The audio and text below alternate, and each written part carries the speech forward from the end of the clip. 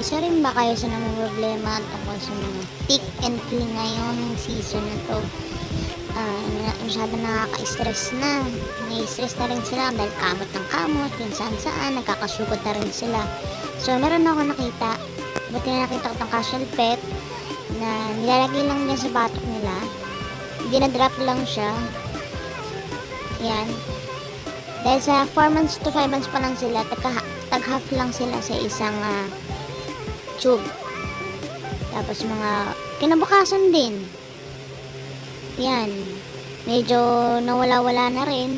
Kusa nalalaglag yung mga tick nila tsaka flea. Yan, mga wala na sila dyan. Wala na akong makuwang mga garapata kasi kusa naman na nalalaglag.